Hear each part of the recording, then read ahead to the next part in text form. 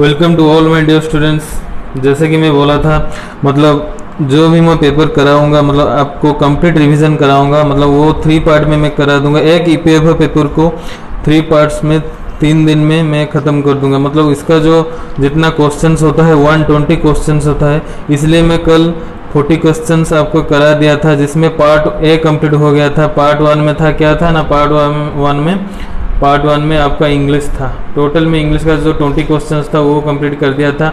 उसके बाद और जो 20 में क्वेश्चन कंप्लीट किया था वो था आपका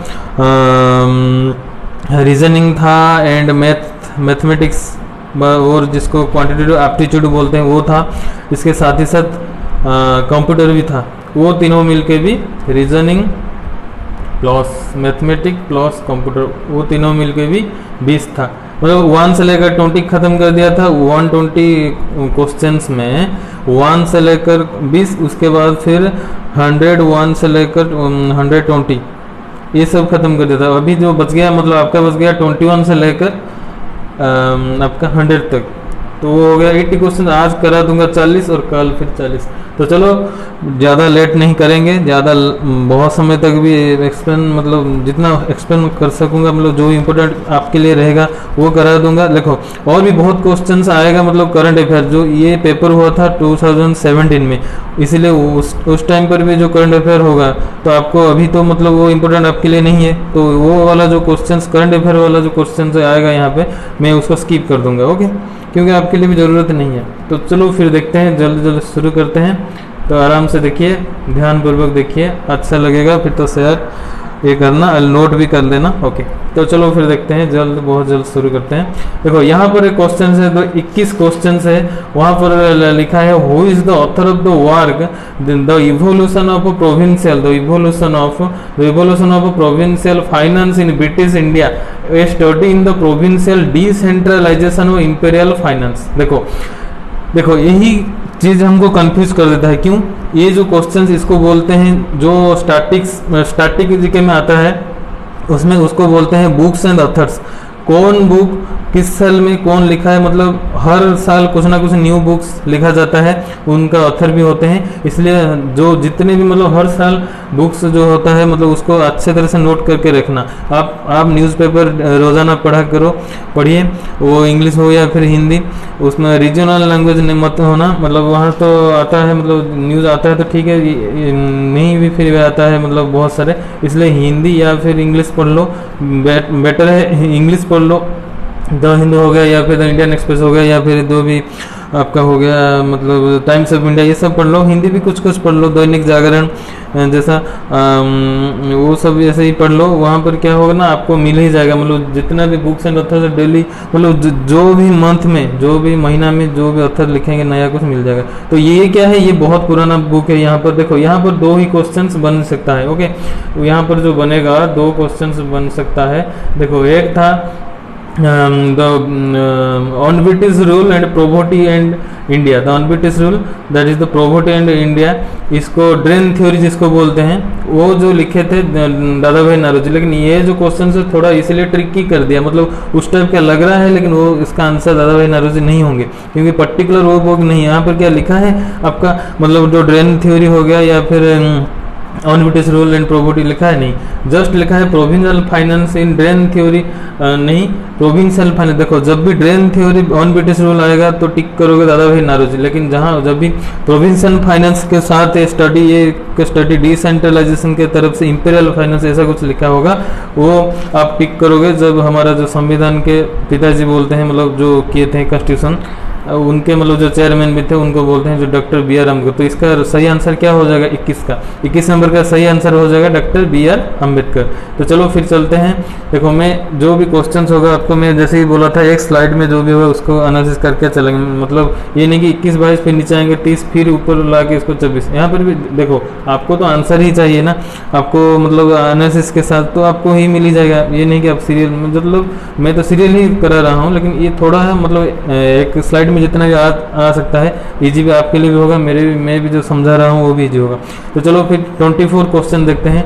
24 क्वेश्चन में है what are the peasant association set up in Kerala 1930। देखो जिक्के जो इसका पार्ट है, मान के चलो पार्ट बी में जो भी है, बीपीओ में जो भी हार्ड होता है, मतलब जो भी ट्रिकी होता है, या फिर जिसमें सिलेक्शन होता है, वो तो बोल दिया हूँ मैं, तीन ही सब्जेक्ट इसमें इंपॉर्टेंट है। फिर भी उसके साथ ही साथ पार्ट बी में आप पे मान के चलो 21 नंबर से लेकर फिर एकदम 80 नंबर तक, ये जो आपका मतलब कितना क्वेश्चन हो गया, सॉरी इसमें नहीं ये नहीं होगा, मतलब 100 क्वेश्चन तक, मतलब 21 नंबर से लेकर मान के चलो 101 क्वेश्चन तक, मतलब वो जो 80 क्वेश्चन है ये बहुत बहुत इंपॉर्टेंट है। ये सबको अपने पकड़ में ले लो, पार्ट है तो हो ही जाएगा इंग्लिश। हाँ थोड़ा ग्रामर, मतलब ग्रामर एंड वोकैबुलरी स्ट्रॉन्ग करना है, बाकी नहीं ग्रामर सॉरी वोकैबुलरी ज़्यादा स्ट्रॉन्ग करना है। तो चलो फिर 21 क्वेश्चन के अभी 24 क्वेश्चन देखते हैं। 24 क्वेश्चन में क्या है, इसी हिसाब से केरला में जो 1930 में एक मतलब श्रमिक के द्वारा, मतलब श्रमिक मतलब जो कृषक वाले, मतलब जो फार्मर के द्वारा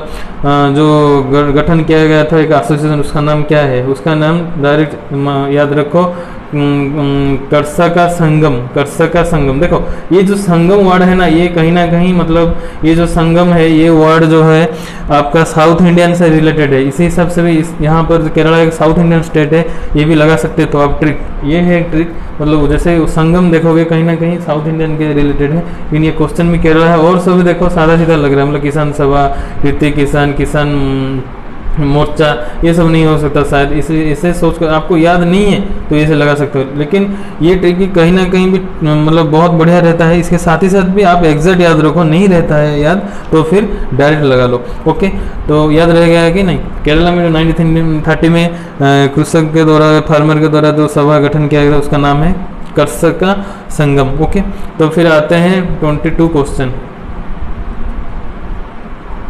देखो 22 क्वेश्चन, हाँ 22 क्वेश्चंस क्या है देखते हैं। देखो 22 क्वेश्चंस जो है उसमें पूछा गया है in the contest of international affairs which one of the following is corrected about Lord Curzon. तो लॉर्ड कर्जन हमारा मतलब जो बंगाल विभाजन के टाइम, बंगाल विभाजन कब हुआ था 1905 में, उस टाइम में जो लॉर्ड कर्जन वहाँ पर वाइस रहे थे, उनके द्वारा मतलब एक इंटरनेशनल अफेयर भी बोला गया था। उसमें क्या है, मतलब जो इंटरनेशनल अफेयर है कुछ थोड़ा मतलब 2-3 लाइन बोला गया था, उसमें जो भी था मतलब इसमें से कौन वो है मतलब सही वो बोल रहा है। ओके, तो यहाँ पर है देखो पहला ऑप्शन है ही एडवोकेट पैसिफिस्ट पुलिस। नो, देखो इंग्लैंड फिर हमको लूटने आया था, वो हमारे ऊपर शासन करने आया था, एंड फिर उसके साथ उनके हिसाब तो ये सब वो करने आए थे। तो क्या वो शांति प्रतिष्ठा करना चाहते थे? नहीं, अशांति करना चाहते थे, मतलब आपस में हमको भिड़ाना चाहते, मतलब हिंदू मुस्लिम करके अलग कर दे, हमको आपस में ऐसा रूल वो चाहते थे मतलब अप्लाई करें, वो डिवाइड हो जाए, आपस में बढ़ जाए, नहीं तो हिंदुस्तान को हराना बहुत कठिन होगा। ये भी वो जानते थे, इसलिए भी वो उनका जो स्ट्रैटेजी था मेन तौर पर कहीं ना कहीं ट्रेड के साथ यहाँ पर लूट के ले जाना, मतलब कहीं ना कहीं ये सबसे बड़ी बात है कि जो बहुत बड़े बड़े लीडर है उनके पास में जो मतलब बच्चे कुचे होते हैं उनको फिर आप बस में कर लो, उनको कैसे भी लालच दे दो तो वो फिर आपको सभी कुछ मतलब खुलासा कर देंगे, इसी हिसाब से हम हरा पाएंगे। या फिर बहुत बड़े गैंग को टुकड़े टुकड़े में बांट दो, तो अलग अलग मतलब मोटिवेशन उनके अंदर भेज दो, इस उनका स्ट्रैटेजी यही था। तो यहाँ पर वो क्या पैसिफिस्ट फिर एक पॉलिसी ला सकते हैं क्या लॉर्ड कर्जन जो पैसिफिस्ट, तो शांति के लिए, तो ऑप्शन नहीं हो सकता, होगा क्या? नहीं हो सकता। तो बी देखिए, बी वहाँ पर है he wanted to establish a British sphere of influence over the Persian Gulf and Seistan. No, वहाँ पर पर्शियन गल्फ एंड सस्तियन ये तो देखो ये तो थे ब्रिटिश, उनके पहले जो थे मुगल थे, तो उनके मुगल जो थे पर्शियन गल्फ उनके हिसाब से वो लिंक हो सकते थे। आप क्वेश्चन से एग्जैक्ट नहीं जानते हो फिर भी लिंक कर सकते थे, लेकिन यहाँ पर क्या लिंक होगा? ब्रिटिश में गल्फ एंड सस्तियन नहीं होगा। तो 22 में सी देखो क्या होगा। एक मिनट सॉरी एक मिनट नहीं मैं गलत बोल दिया। देखो he wanted to establish a British sphere of influence over the person. हाँ देखो मैं ओवर नहीं लिखा था, सॉरी ओवर। देखो हाँ देखो उनके गल्फ मतलब जो मुगल के बाद भी वो आए थे, तो वो जब आए लूटने तो वो देखें यहाँ पर भी अभी भी मुगल हैं। तो उनको कैसे हटा जाए, इसलिए उनके ऊपर ब्रिटिश का एक आविर्भाव कर देना चाहते थे उनके मन में। तो वो बस में हो जाएंगे तो हम दोनों मिलकर मुगल एंड ब्रिटिश इंडिया पर और हमला मतलब इंडिया को आपस में मतलब बांट सकते हैं, उनके विरुद्ध खड़े होकर बहुत मतलब नुकसान करके लूट लाट कर लेके चला जाएंगे और शासन भी करेंगे वो। इसलिए आंसर यहाँ पर जो बनेगा एक गल्फ के ऊपर उनके ऊपर एक एडवोकेसी एक लॉ बनाना, मतलब उनके ब्रिटिश का जो नियम है कानून है उसको खड़ा करना चाहते वो हो जाएगा आंसर। देखो सी में क्या था, ही वांटेड इंग्लैंड और रूसिया टू बिकम नो, तो वहाँ पर चाइना का कुछ रूल नहीं था उस टाइम पे। तो he wanted to lead a flag waving mission to the USA, no, जो ज़्यादातर वो जो ब्रिटिश आए थे वो यूके से बिलोंग करते हैं तो यूएसए में नहीं होगा। तो यहाँ पर जो 22 में आंसर होगा बी हो जाएगा। ओके 22 में। तो देखो 25 में क्या दिया है, 25 में दिया है क्वेश्चन है why did the Congress declare 9th में टू बी इथियोपिया डे। जो कांग्रेस हमारे जो मतलब जो भी लीडर हुए थे, मतलब जिसको इंडियन नेशनल कांग्रेस ही बोलते थे, उनका जो प्रतिष्ठा था इंडियन नेशनल कांग्रेस कब फॉर्म हुआ था, जो भी क्वेश्चन आएगा आप मतलब याद रखना एकदम से। 1885 में इंडियन नेशनल कांग्रेस का फॉर्मेशन हुआ था। हाँ, अलन एक्टेवियन ह्यूम उसका मतलब प्रतिष्ठा किए थे। ओके, प्रतिष्ठा, ये क्वेश्चन आता है, मैं अभी से बोल देता हूँ, फिर जब हिस्ट्री पढ़ाऊंगा वहाँ पर भी अच्छे तरीके से बोलूँगा। तो देखो वही बोले हैं, लेकिन जो भी कांग्रेस थे क्यों मई 9 को इथियोपिया डे के तौर पर वो हमको बोले इथियोपिया डे 9 मई को हम पालन करेंगे, इसीलिए कि because the Ethiopians declared their support for the cause of India independence from British rule. No, Ethiopia ऐसे कुछ नहीं, इथियोपिया ने ऐसे कुछ नहीं किए थे। तो वो नहीं होगा, इथियोपिया कोई सपोर्ट नहीं था। तो because Ethiopia became independent from Britain on the day, नहीं, वो इथियोपिया बिकेम इंडिपेंडेंट कर लेंगे, इनका मतलब इंडिया से क्या ताल्लुक रहेगा। फिर देखो क्या होता है, मतलब इथियोपिया से कुछ उनको इन्फ्लुएंस मिला, यानी कि वो उसके मतलब जाकर उनको कुछ मिला इंडिया को, इसलिए कांग्रेस कर दिया 9 मई को इथियोपिया डे, नहीं। तो इसलिए सी ऑप्शन देखो, सी ऑप्शन यहाँ पर जो है because Ethiopia was attacked by Italy in early 1936 just पहले 1935 में उनका अटैक हुआ था, and their resistance was considered freedom struggle. Yes, वहाँ से हमारे जहाँ यहाँ पर कांग्रेस लीडर थे उनको वहाँ से इन्फ्लुएंस मिला था। मतलब देखो इटली एक यूरोपियन कंट्री है, यूके भी एक यूरोपियन कंट्री है, यूनाइटेड किंगडम, मतलब जो इंग्लैंड वाले जब शासन किए थे, मतलब वो मतलब ब्रिटिश वाले, तो वो जब भी एक इथियोपिया एक मतलब अफ्रीकन कंट्री ये सब कर सकता है, उनके ऊपर अटैक हुआ, फिर भी वो कहीं ना कहीं स्ट्रगल कर सकते, हम क्यों नहीं कर सकते। लेकिन इसलिए यहाँ पर आंसर हो जाएगा, जब भी कांग्रेस इथियोपिया डे क्यों मई 9 को बनाते हैं तो डायरेक्ट याद रखना वो इथियोपिया एक यूरोपियन कंट्री, मतलब इटली के साथ इथियोपिया इटली से मतलब अटैक हुआ था 1936 से जस्ट पहले, एंड वो भी स्ट्रगल करके फिर फ्रीडम पा लेते हैं। ओके, तो चलो फिर नेक्स्ट जो यहाँ पर है 23 वो देखते हैं। यस 23 क्या है, देखो 23 क्या है, ये 23 जो क्वेश्चन है यहाँ पर लिखा है कि आपका which one of the following is correct about Assam in British India. British India में आसाम का मतलब जो मतलब करेक्ट क्या है, आसाम के बारे में जो करेक्ट क्या है ब्रिटिश इंडिया में, वहाँ पर it was a part of the North East Frontier Agency. No, Assam एक नॉर्थ ईस्ट फ्रंटियर एजेंसी था, नहीं था, वो उस टाइम पे नहीं था। अभी तो जो है एक नॉर्थ ईस्ट फ्रंटियर, एक रेलवे भी बोर्ड भी जो एक नॉर्थ ईस्ट फ्रंटियर है वो भी आसाम में आता है। मतलब गुवाहाटी जो आरआरबी है वो आप नहीं कर सकते नॉर्थ ईस्ट, वो है नहीं, वो नॉर्थ ईस्ट फ्रंटियर है उसको बोलते हैं अभी भी। तो चलो वो भी नहीं होगा, अभी तो हो गया, लेकिन उस टाइम पे कुछ ऐसा नहीं था। क्यों वो बोल रहा है कि आसाम के बारे में, ब्रिटिश इंडिया में टाइम पे आसाम के बारे में क्या सही है, वो तो नहीं था। उसके बाद फिर बोला है मतलब आपका it was made a province इन 1865, नहीं, आसाम तो जो 1865 में उसके बहुत बाद में वो एक प्रोविंस बना, तो वो नहीं होगा। तो सी ऑप्शन देखो, it was separated from Bengal in 1874 and along with Sylhet made into a chief commissioners public. Yes, अभी जो सिलहट है कहाँ पर है, कोई बोल सकता है, अब तो सब जानते होंगे। वो जो अभी एक ये जगह है या फिर एक स्टेट है, कहाँ पर है, बांग्लादेश में है। ओके, वो बोल रहा है कि जो बंगाल से असम अलग हुआ था एंड सिलहट एक जो प्रोविंस था वहाँ पर भी एक चीफ कमिश्नर थे। यही ऑप्शन हो जाएगा आपका राइट आंसर। उस टाइम में यही था, मतलब ब्रिटिश जो असम में सिलहट में मतलब वहाँ से सिलेट के साथ मिलकर वहाँ पर चीफ कमिश्नर प्रोविंस में आते थे, एंड बंगाल से 1874 में एक सेपरेट हो गया था। मैं इसीलिए बोला ना सेकंड ऑप्शन नहीं हुआ, क्योंकि प्रोविंस 1861 उसके बाद में हुआ था। तो चलो 26 क्वेश्चन देखते हैं। 26 क्वेश्चन है, who setup the Bharat Stri Mahamandal which first met in Allahabad in 1910। ये बहुत बहुत इंपॉर्टेंट क्वेश्चन बन ही जाता है। क्यों आप बोलोगे क्यों? देखो जो रेयर क्वेश्चन टाइप का आता है वो यूपीएससी लेकर आता है। तो जीके में जो बहुत बहुत मतलब एक क्वेश्चन को बहुत एक टॉपिक से बहुत अंदर से लेकर आता है वो है यूपीएससी से और कोई नहीं। यूपीएससी और एक है रेलवे, जो जीके में बहुत जोर देते हैं वो लोग। यूपीएससी तो बहुत अंदर से लाता है, लेकिन रेलवे कहाँ कहाँ से लाता है मतलब किसी को पता भी नहीं चलता, ऐसे भी जीके आ जाते हैं। तो बी केयरफुल। तो देखो यहाँ पर क्या है ना, वही बोल रहा है मतलब भारत एक ग्रुप है या फिर कमीशन था, मतलब जो भी एक ऑर्गेनाइजेशन था वो है भारत स्त्री महामंडल। वो बोल रहा है जो फर्स्ट टाइम के लिए इलाहाबाद में एक भारत स्त्री महामंडल गठन किया गया है, वो कौन गठन किए थे? देखो जो जाना माना नहीं है वो जानी मानी भी आपको नेम नहीं आएगा। देखो जो रेयर है वो मतलब आंसर भी कुछ रेयर पर्सनालिटी होगी, इसलिए एनिमेशन बहुत मतलब नॉन पर्सन है, तो ये नहीं हो सकता है। ताराबाई शिंदे वो भी बहुत मतलब नोइंग पर्सन वो नहीं होता है। मेहरबाई टाटा वो भी रेयर पर्सनालिटी है, उनके बारे में ज़्यादा नहीं जाता है।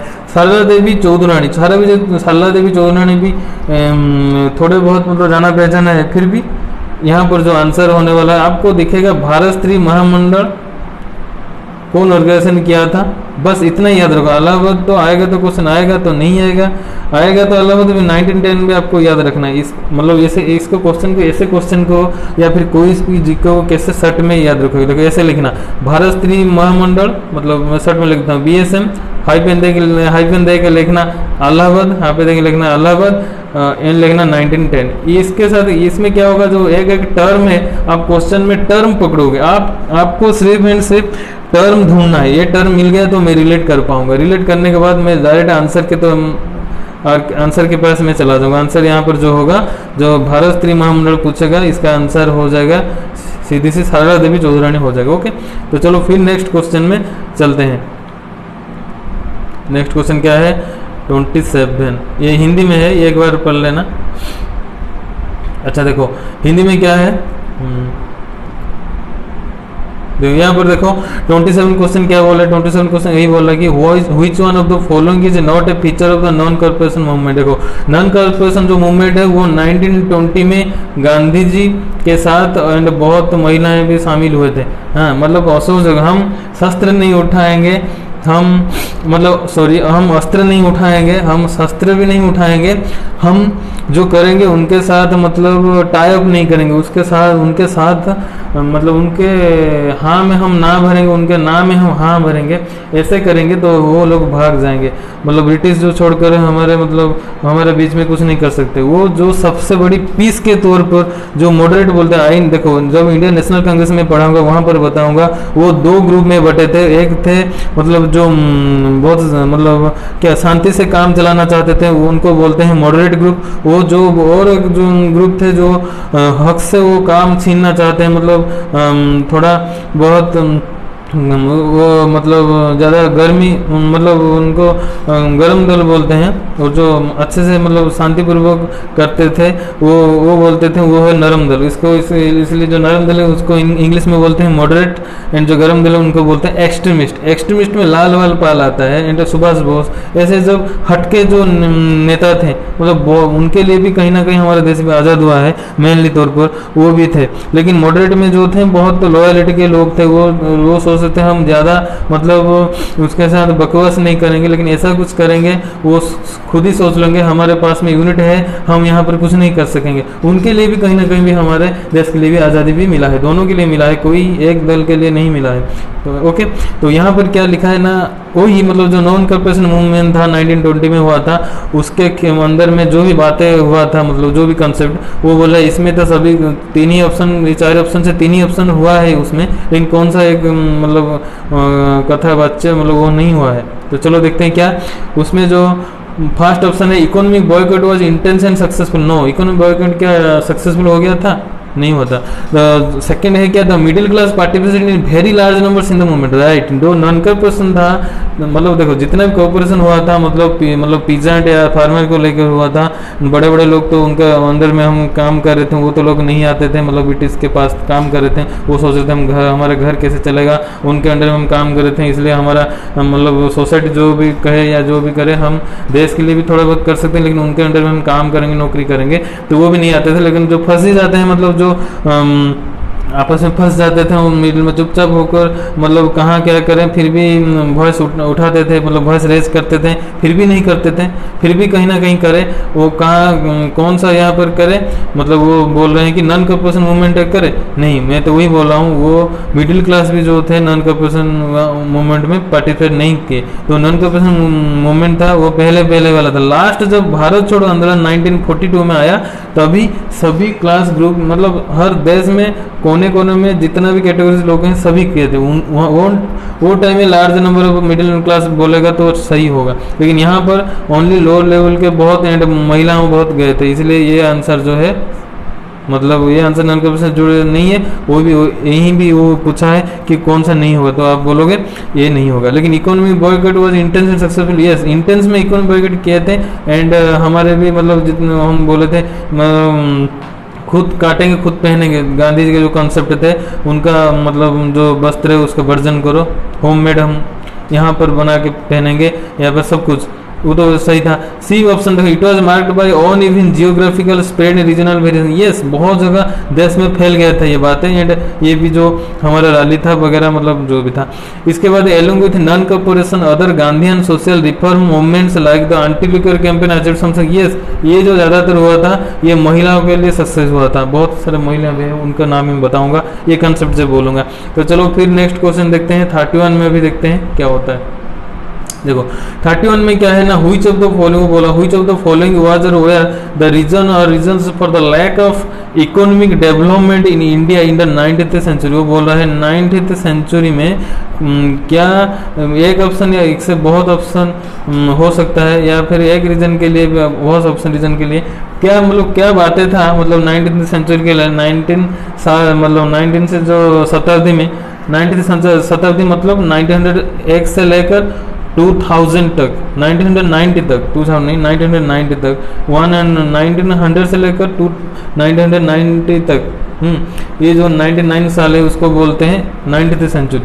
ओके, तो इकोनॉमिक शताब्दी ऐसे भी बोलते हैं, मतलब 2000 से लेकर 2099 तक बोलेंगे इकोनॉमिक शताब्दी। जैसे ही 21 से हो जाएगा उसको फिर क्या होगा, 2100 मतलब विंग से शताब्दी में चल रहा है, 21वीं शताब्दी में वो भी हो जाएगा। ओके, इसके साथ ही साथ देखो यहाँ पर वो बोल रहा है कि क्या मतलब इकोनॉमिक डेवलपमेंट है क्या, मतलब हमारा जो अभी लैक पॉइंट था, लैक मतलब क्या, उसमें अंदर इकोनॉमिक जो डेवलपमेंट था उसमें कमी क्या, लैक मतलब कमी क्या था 19th सेंचुरी में जो इकोनॉमिक डेवलपमेंट था इंडिया में, उसमें कमियाँ क्या था। चलो फिर देखते हैं इसका आंसर क्या होगा। ओके,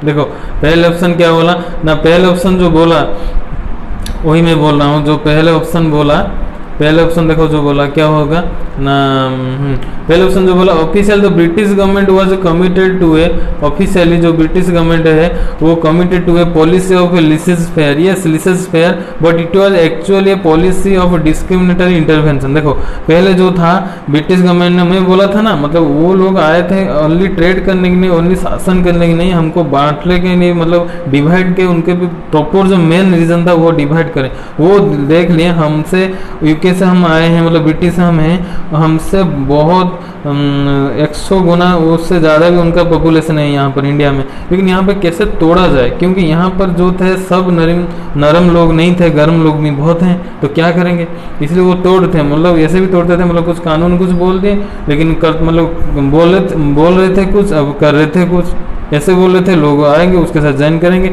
लेकिन और हो रहा था कुछ, जैसे कि बाद में लोग गुस्सा करेंगे, जब गुस्सा करेंगे मतलब उससे तब तक तो काम मतलब उनका हासिल हो गया होगा, वो ऐसे ही मतलब थे बेकार आदमी। तो चलो देखते हैं क्या है यहाँ पर। हाँ वही तो था, मतलब जो फर्स्ट ऑप्शन तो सही हो जाएगा। ऑफिशियल जो ब्रिटिश गवर्नमेंट था वो committed to a policy of laissez faire, laissez faire का जो पॉलिसी उस वो मतलब हमारे कमिटेड किए थे। Yes but it will actually policy, हाँ लेकिन जो लिसेस फेयर था वो कहीं ना कहीं डिस्क्रिमिनेटरी साबित हुआ। यस डिस्क्रिमिनेटरी मतलब वो सही तरीके से साबित नहीं है। लिसेस फेयर का मतलब क्या है, ये एक टर्म है, कहाँ पर आता है, मतलब इकोनॉमिक में आता है, इकोनॉमिक्स टॉपिक में आता है। लिसेस फेयर मतलब राइट मनी विथ पीपल, उसे अकॉर्डिंग टू यही लिसेस फेयर बोलते हैं, मतलब काम के अकॉर्डिंग टू हो गया। उसके बाद देखो सेकंड ऑप्शन चलते हैं। सेकंड ऑप्शन में यही है कि European entrepreneurs had connections to banks, European जो एंटरप्रेन्योर्स है वो बैंक से रिलेटेड होते थे। एंड एजेंसी हाउसेस जो था उससे भी मतलब रिलेटेड होते थे। उसके साथ ही साथ while Indians had to rely on kin family and castemen, yes while Indians had to rely on, उनके मतलब जो यूरोपियन एंटरप्रेन्योर थे इतना ही मतलब बैंक एंड एजेंसी के साथ मतलब कनेक्शन हो जाते थे कि इंडिया मतलब भारतीय जो लोग थे वो सोचते थे कि हम हमारे लोग भी वहाँ पर हैं, तो कास्ट में वो भी उसी हिसाब से भी हम जुड़े हैं। तो ये भी सही है। लास्ट ऑप्शन देखते हैं ये सही होगा या फिर गलत। लास्ट ऑप्शन जो 3 है था number one, plantations were transferred to individual capitalist ownership, native investors are deliberately ignored. Yes देखो जब भी मतलब पेड़ पौधे मतलब जो भी प्लांटेशन काम किया गया था, मतलब जो प्लांटेशन का काम किया गया था टू इंडिविजुअल को, मतलब आप प्लांटेशन करो आपको कैपिटल ओनरशिप मिलेगा। प्लांटेशन मतलब इंडस्ट्री को प्लांटेशन हो सकता है या फिर ट्रीज, दोनों ही जगह में प्लांटेशन लगता था। यहाँ पर तो इंडस्ट्री हो जाएगा, मतलब जो भी ट्रांसफर टू इंडिविजुअल को कैपिटल इंडिविजुअल को ओनरशिप करा देंगे आपको प्लांटेशन होने के बाद, इसीलिए नेटिव इन्वेस्टर्स का डेलिबरेटली इग्नोर। बट जो होता था मतलब ये सब करेंगे कौन करेंगे, हमारे ब्रिटिश के लोग करेंगे, आप नहीं, कोई नहीं कर सकते हो, हम कैपिटल ओनरशिप ले लेंगे। इसीलिए नेटिव इन्वेस्टर क्या किए थे, उसके साथ गुस्सा, मतलब इंडिया के जो इन्वेस्टर थे वो गुस्सा किए थे, हमारे यहाँ पर हमारे ज़मीन पर हमारे ये सब करेंगे, लेकिन हम मतलब हम किसी को मतलब लीडर यहाँ पर जो भी करेंगे वहाँ पर मतलब कैसे मतलब देखभाल के लिए हमारे सीईओ या प्रेसिडेंट कुछ भी नहीं बनेंगे, कैसा चलेगा भाई।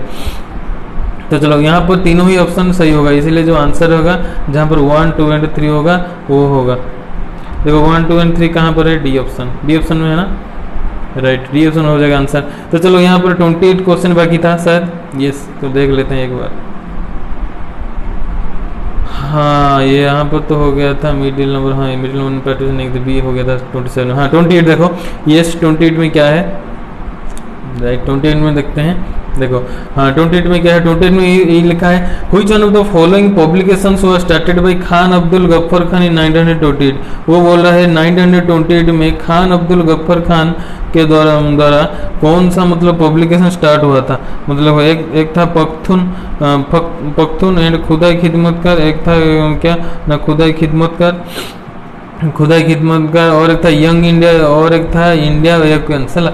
देखो यंग इंडिया जो था मैं बोल चुका हूँ, यंग इंडिया जो था वो था हमारा, हाँ एक था मतलब वो ब्रिटिश के लोग थे, और एक था मतलब अनिवेशन के लिए लिखा हुआ था, मतलब वो ही चीज़ है यंग इंडिया। इंडिया एयरकेंस ये शायद, हाँ ये हो गया इंडिया एयरकेंस ना, हाँ इंडिया एयरकेंस ये हो गया जवाहरलाल नेहरू का आपका। एंड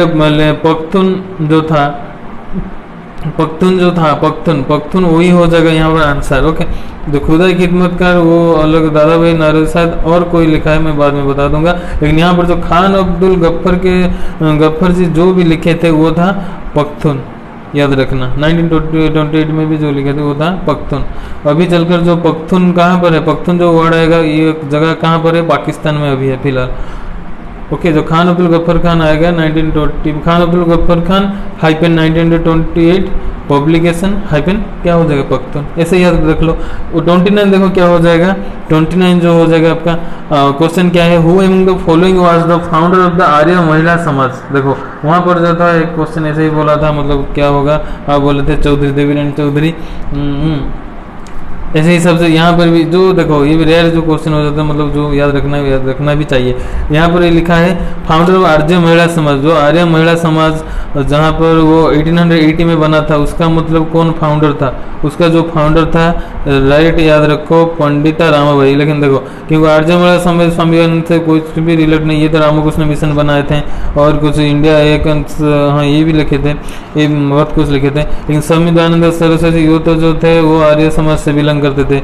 हाँ रामाबाई रानडे ये भी मतलब नेत्री थे, लेकिन ये आर्य महिला समाज में नहीं थे लो। इसलिए जब भी देखो ऊपर जो क्वेश्चन था अब्दुल गफ्फर खान 1928 आएगा, पख्तून पब्लिकेशन बुक्स से याद रखो। यहाँ पर जो आर्य महिला समाज 1880 वो अब्दुल गफ्फर खान 1928 था, लेकिन आर्य महिला समाज 880 आएगा।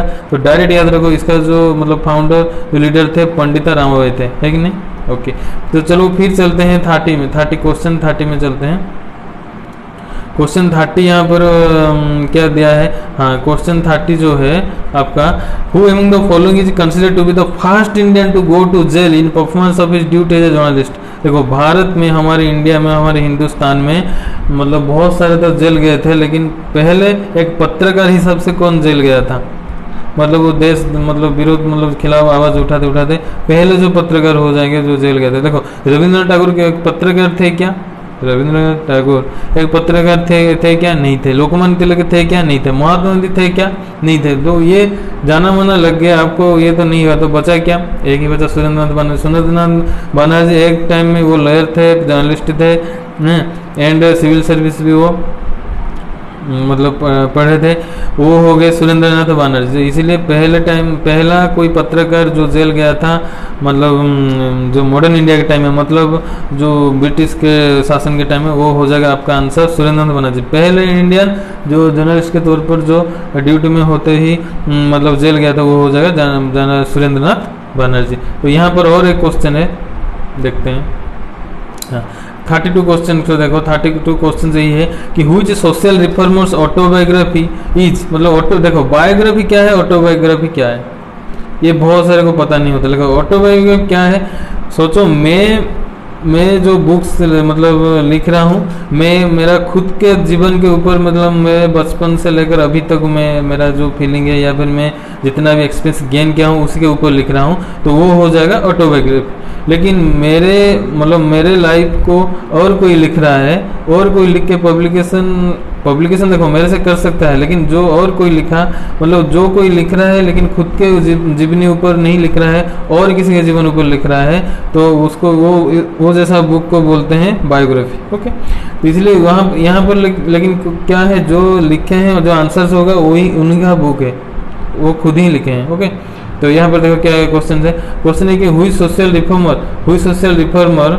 ऑटोबायोग्राफी, हुई social reformer autobiography entitled looking back, entitled माने मीन्स जो भी मतलब बुक था उसका नेम है looking back describes his experience in setting up schools for women in Poona. मतलब उनके इतना ही भावना वो भावुक हो गए थे, उनके ऊपर जीवन ऊपर लिख दे उनका जीवन में क्या था ना, वो मतलब जो महाराष्ट्र में पूना जो अभी पुणे हो गया है, वहाँ पर एक महिलाओं के लिए एक स्कूल्स बनाया था, जो बनाए थे वो टाइम था जो साल था 1890 में था। तो looking back hyphen Poona hyphen school for women hyphen 1890 ऐसे मतलब याद रखो, looking back Poona 1800 for women. तो आंसर क्या हो जाएगा, आंसर जो हो गया मैं भी जो टिक किया था धोंडो केशव करवे याद रखो।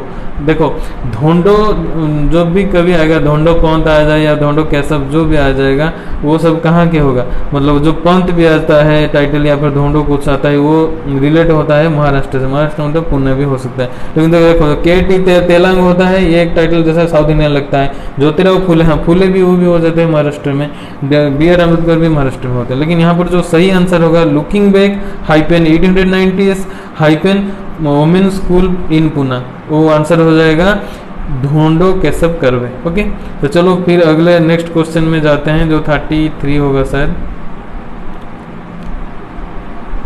यहाँ पर हिंदी में है आप देख सकते हो बाद में।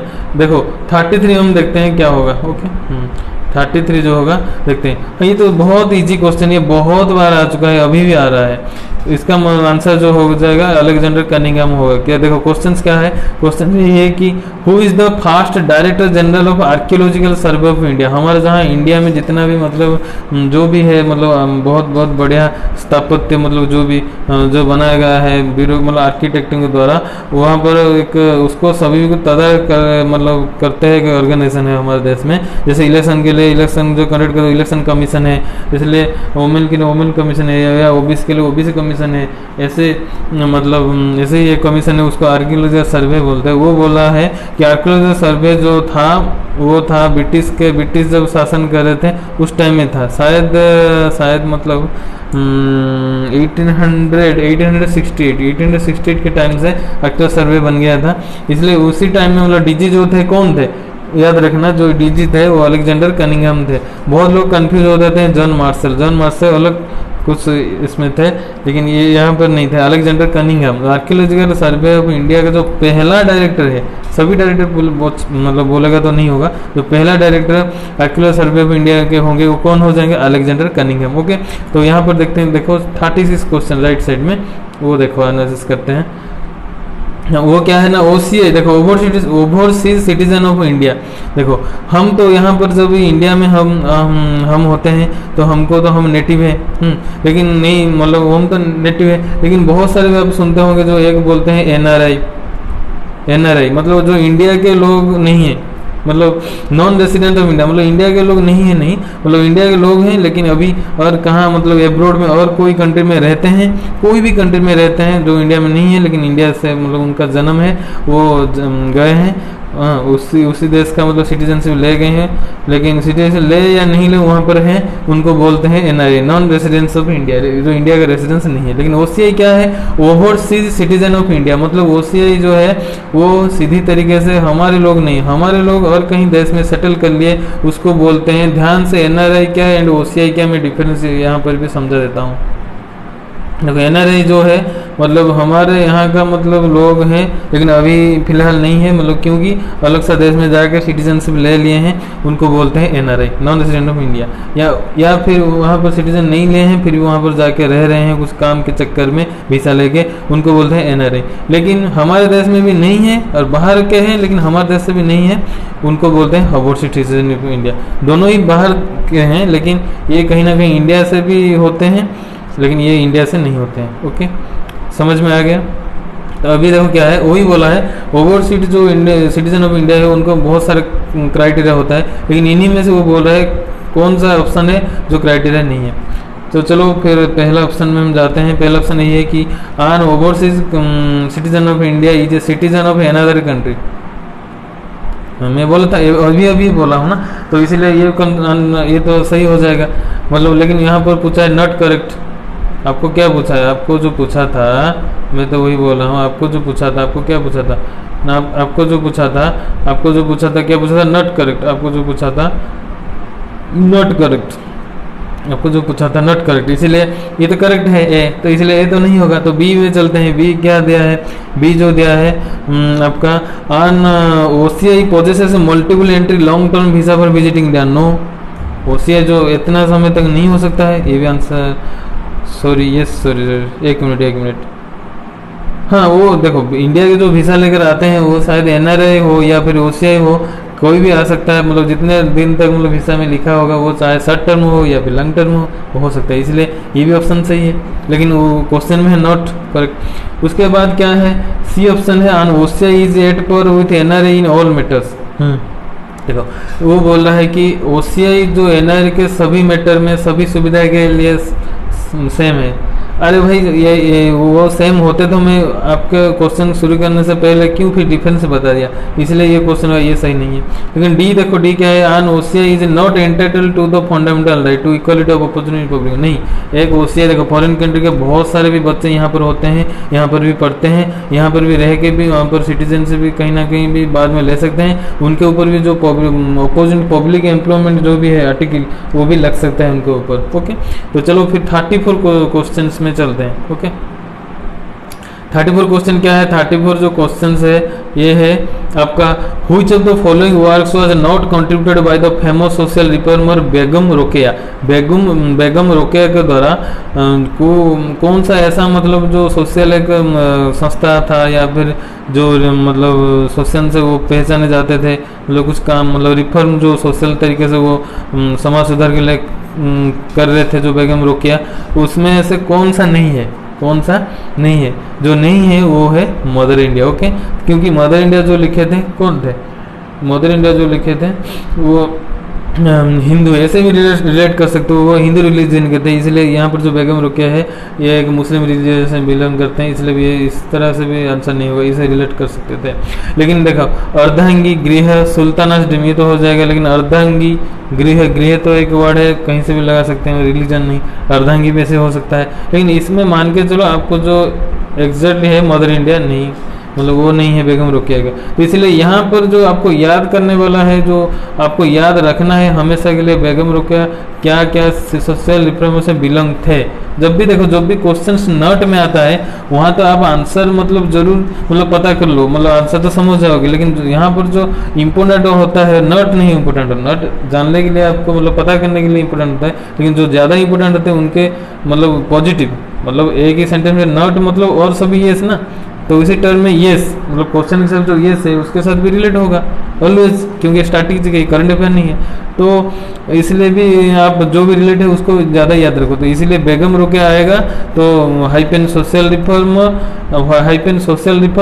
हाइपेन अर्धांगी कमा गृह एंड सुल्ताना डिम, जो नहीं होगा नट मदर इन इंडिया। ओके, ऐसे ही याद रखो, अच्छा तरीके से याद रहेगा। क्यों देखो ये क्वेश्चन आया गया है मतलब पिछले जब भी एग्जाम हुआ था, तब मान के चलो अभी जब भी होगा एग्जाम 2-3 महीने के बाद वो भी आएगा, मान के चलो यही भी क्वेश्चन आया तो क्या आएगा, क्या एग्जैक्ट आएगा, नहीं आएगा, यहाँ पर पूछ लेगा फिर कौन सा होगा, तो अभी क्या करोगे, नहीं होगा तो मदर इंडिया होगा, नहीं होगा तो मदर इंडिया होगा। ऐसे ही 2-3 और भी पूछ लेगा, जो गोदान, मान के चलो गोदान जिसको अथर थे मुंशी प्रेमचंद, ऐसे अलग अलग अथर के 3 को दे देगा ऑप्शन, उसके साथ मदर इंडिया भी दे देगा, मतलब वो कुछ भी नहीं होगा। तो कौन होगा वहाँ पर पूछेगा कौन होगा, तो होगा मतलब जो भी होगा ये 3 ही से एक ऑप्शन में कोई दे देगा, सुल्तान डिम नहीं देगा क्योंकि वो मुस्लिम जैसे मतलब नेमिंग है वो तो सभी कर लेंगे, इसलिए अर्धांगी गृह दे सकता है, तो अब कंफ्यूज हो जाएगी, इसलिए सभी के सब याद रखो, जब भी क्वेश्चन करते हो उसका सभी ऑप्शन से भी बारे में भी याद रखो। ओके, चलो तभी अभी चलो चलते हैं 37 क्वेश्चन। ओके देखो 37 क्वेश्चंस क्या है, 37 यहाँ पर जो क्वेश्चन है यहाँ पर बोला गया है, which one of the following is not a feature of the Aadhaar. Aadhaar मतलब targeted delivery of financial and other subsidies benefits and service act. अभी तो जो फिलहाल आधार है वही है, मतलब आपका आइडेंटिफिकेशन है, लेकिन उस टाइम में वो जो आधार वही था कि वही आधार का मतलब जो जिसलिए आधार को लाया गया था वही है 2016 में, इसीलिए लाए थे। क्यों ना डिलीवरी ऑफ फाइनेंशियल के मतलब भी इंफॉर्मेशन रह पाए, इसके साथ मतलब कोई कुछ भी डिलीवरी मतलब कोई चीज़ भी ला सकते हैं हम, वो भी हो सकता है, उसके साथ साथ सब्सिडीज मिलेगा, बेनिफिट मिलेगा, सर्विस भी मिलेगा, मतलब कुछ भी मतलब कर रहे हो कुछ सर्विस मतलब इसीलिए आधार जो इसलिए लाया गया था, मतलब सेंट्रल गवर्नमेंट ने हमको मतलब इसी मतलब आधार कुछ मतलब ऐसा कुछ भी आएगा, मतलब आधार कार्ड आएगा कि कुछ भी आएगा, वो इसलिए भी कुछ योजना कर रहे थे। वो बोला इसमें से जो योजना कर रहे थे जिसलिए कर रहे थे, मतलब कौन सा सभी कर रहे थे लेकिन कौन नहीं कर रहे थे, मतलब इसमें जो भी ऑप्शन होगा सब कुछ कर रहे थे लेकिन एक को छोड़कर, इसमें एक जो इन्फॉर्मेशन है गलत है। क्या है फिर देखते हैं जो इन्फॉर्मेशन अगर देखो, पहले देखो only citizens of India are entitled for enrollment under this act. No देखो मैं वही बोला ना, is not a feature, oh yes, is not a feature वही बोला है, जो only citizens of India are entitled for enrollment under this act. नहीं देखो क्यों नहीं ना, देखो जो आधार है हम सपोज मान के चलो बांग्लादेश में कोई आया, यहाँ पर रह के सिटीजन से लेकर वो भी क्या आधार नहीं बना सकता ना, ये मतलब जो भी इसका मतलब क्राइटेरिया है उससे बेनिफिट नहीं ले सकता है, नहीं ले सकता है, तो इसी ऑप्शन पहला ऑप्शन तो यहाँ पर आंसर हो गया। चलो बाकी सब भी एनालिसिस कर लेते हैं। Both demographic and biometric information submit for, yes अभी भी हो रहा है, अभी देखो वहाँ पर भी तब भी जो आधार था, आपको मान के चलो अभी तब भी याद नहीं है ये फुल फॉर्म या target deliver finance subsidy benefit service, वो याद नहीं था। एक्ट 2016 ये भी याद नहीं था, लेकिन ये भी मान के चलो आपका क्वेश्चन आपके सामने आ गया अचानक से, या फिर आप प्रिपेयर नहीं हो, फिर भी आप कर सकते हो। कैसे कर सकते हो? देखो क्यों बी सी डी ऑप्शन नहीं होगा, साफ साफ दिख रहा है। क्यों? देखो अभी जो आधार हो रहा है वहाँ पर तो बायो डेमो के बायोमीटर ले रहे हैं, लेकिन वो जो बोल रहे हैं यहाँ पर वही भी ले रहा है। हाँ ये तो सही है, लेकिन क्वेश्चन जो नॉट है तो ये सही है, तो आंसर नहीं है। क्यों नॉट है answer? Unique identity authority of India, इसको यूडाई, इसका जो पेरेंट ऑर्गेनाइजेशन है, यहाँ पर जो जिस वेबसाइट में हम जाके आधार कार्ड अप्लाई या पीडीएफ मतलब डाउनलोड करते हैं हमारा आधार कार्ड, इसी तरीके मतलब यहाँ से तो करते हैं ना, इसको ये तो सबको पता ही होगा। तो लास्ट में क्या, it the responsibility of the UIDAI, UIDAI का रेस्पॉन्सिबिलिटी है कि सिक्योरिटी करना, ये भी ठीक है। इसलिए सभी के सभी ठीक है, जो नॉट मतलब जो सही नहीं है ये हो जाएगा आंसर। तो 35 में चलो क्या होता है देखते हैं। 35 जो क्वेश्चन है, 35 जो क्वेश्चन यहाँ पे लिखा है, इसमें जो भी 4 होगा वहाँ इसमें से मुगल के मतलब मुगल के तौर पर मुगलों को जो विचारधारा था उसमें से कौन सा मतलब सही नहीं, मतलब बाकी तो सब सही है, कौन सा सही नहीं है वो देखेंगे। जो सही नहीं होगा क्या है, देखो दे present a continuous chronological record of events, वो उनके पास बहुत कुछ घटनावली रिकॉर्ड्स है, इसलिए सही है। लेकिन they were repository of factual information about the Mughal, yes उनके पास बहुत इवेंट्स है, मतलब पहले बाबर आए थे, उसके उनका जो पुत्र वो शासक बने हुमायूं, उसके बाद अकबर, जहांगीर, शाहजहां, औरंगजेब, ऐसे तो लास्ट में जो हमारा था जो द्वितीय मोहम्मद शाह द्वितीय शायद, हाँ वो लास्ट रूलर थे। तो मेरे को तो याद है, मतलब आपको भी याद होगा, इसलिए उनका भी बहुत बढ़िया चिट्ठा है, मतलब रिपोजिटरी ऑफ इंफॉर्मेशन भी है, तो ये भी सही है। They allow us to understand how imperial ideologies are created and disseminated, yes कैसे एक आइडियोलॉजी उनका जो देखो जो भी आए थे हमको लूटने या शासन करने, चाहे वो मुगल हो, चाहे वो फ्रेंच हो, या फिर चाहे वो ब्रिटिश हो, वो सभी का एक ही लक्ष्य था, क्या मतलब सॉरी 2 ही लक्ष्य था। एक था आपस में बांट लो, सेकेंड थिंग है हमारे जैसे फीलिंग उन सभी के मन में दे दो, हमारे जैसे फीलिंग, हमारे जो मतलब कैरेक्टर आइडियोलॉजी है उसे सभी के जहन में भर लो, ताकि वो इसी टाइप के बिहेवियर करें एंड हमारे साथ ही मिल ही जाए, तो हमें सभी मिलके बहुत कुछ कर सकते हैं। इसलिए उनका भी जो आइडियोलॉजी था, कैसे बनाते हैं, कैसे उसको फिर मिटा देते हैं, वो भी सिखा देते हैं। यस तो सभी यस है, मतलब एक कैरेक्टरिस्टिक भी हो गया, लेकिन वो इसलिए बच गया जो वो नहीं होगा, मतलब वही आंसर है, वो नॉट है, इसलिए वो आप 3 ही करोगे, ऐसे ही देख लिया, आप तो आंख बंद करके डी लगाना है, क्योंकि और एक ऑप्शन आपके पास नहीं है, या फिर आपके पास नन ऑफ दिस ऑप्शन होगा तो फिर ये इसको भी एनालिसिस करना पड़ता है, ये हो नहीं एनालिसिस हो पाता है तब जाके लगाना पड़ता है। इसलिए जो है they allow us to understand how imperial ideas are created and disseminated though they contain brief biographies of the authors of the chronicles जो था they contain brief biography, नहीं जो ऑथर्स ऑफ क्रॉनिकल था उसको बिग बायोग्राफी बनाते हैं, नहीं वहाँ पर तो नहीं, वो ऐसे नहीं करते थे, इसलिए ये ऑप्शन हो जाएगा आपका नॉट। ओके देन आप देखते हैं 36 क्वेश्चंस क्या होगा। 36 जो क्वेश्चंस है, नहीं सॉरी यहाँ पर और एक बाकी रहेगा ना, हाँ छोटा सा था नहीं दिख पाया यहाँ पर, हाँ देखते हैं। देखो यहाँ पर जो है फोर्स्ड लेबर और begar is a violation of which one of the following articles of the constitution of India, वो बोल रहा है जो फोर्स्ड लेबर है या फिर जो बेगर है, मतलब जो गरीब है, पोर लोग हैं, वो मतलब उनका जो वायोलेशन हम कर लिए, तो मतलब जो फोर्स्ड लेबर वो लोगों का जो लेबर ट्रैफिकिंग बोलते हैं, सीधी सी बात याद रखो, जो लेबर ट्रैफिकिंग, एक है चाइल्ड ट्रैफिकिंग, उनके लिए भी एक आर्टिकल है, और एक है लेबर या फिर बेगर के लिए भी जो एक आर्टिकल है, दोनों ही चीज़ याद रखना। यहाँ पर जो लेबर या बेगर के लिए जो आर्टिकल हो जाएगा वो हो जाएगा आपका आर्टिकल 23, ओके वो जो होगा आर्टिकल 23। लेकिन जब चिल्ड्रंस के लिए फोर्स्ड चिल्ड्रन बोलेंगे तो आर्टिकल याद रखना आर्टिकल 24 वहाँ पर हो जाएगा, इसलिए यहाँ पर आंसर जो हो जाएगा 23। आर्टिकल 17 अनटचेबिलिटी मतलब छुआछूत भेदभाव, वो होता है आर्टिकल 17। ओके तो चलो फिर नेक्स्ट आर्टिकल में चलते हैं, मतलब सॉरी नेक्स्ट क्वेश्चन में चलते हैं, ये सब हिंदी में है। देखो यहाँ पर क्या है, 39 क्वेश्चन देखते हैं, राइट। 39 क्वेश्चन, 60 तक एनालिसिस करेंगे। 39 क्वेश्चन में है, इसमें से जो 4 ही ऑप्शन मतलब है, वहाँ पर से वो बोल रहा है कॉन्स्टिट्यूटिव असेंबली जब इंडिया में गठन किया था वहाँ पर सभी फैक्ट सही है, लेकिन कौन सा फैक्ट सही नहीं है वो बोलेंगे, हम देखेंगे यहाँ पर जो कौन सा फैक्ट सही नहीं है। देखो पहला फैक्ट क्या है, the constitution of assembly was composed of members who had been elected indirectly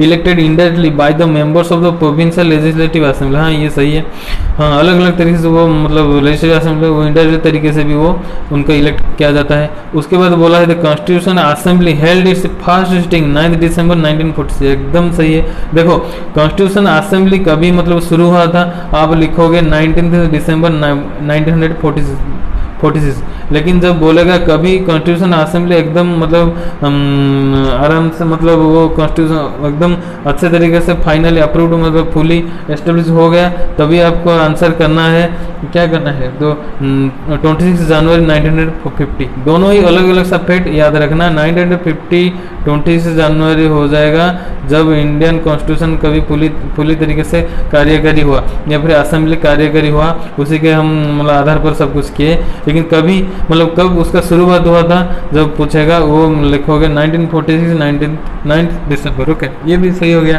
तो दो ही चीज़ सही हो गया। तो बाकी अब देखते हैं सी होगा या फिर आंसर डी होगा, आंसर दोनों ही में से हो सकता है।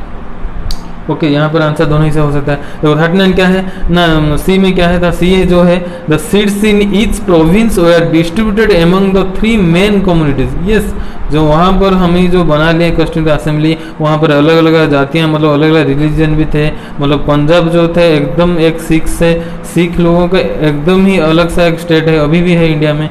हाँ लेकिन देखो सभी रिलीजन में सभी स्टेट में बहुत सारे हैं, वो पंजाबी भी बहुत सारी जगह भी हैं, लेकिन वो ऐसा ही एक स्टेट है वहाँ पर एकदम मतलब 99% पंजाबी भी है, इसलिए वहाँ पर उनका डोमिनेट पावर ज़्यादा रहता है।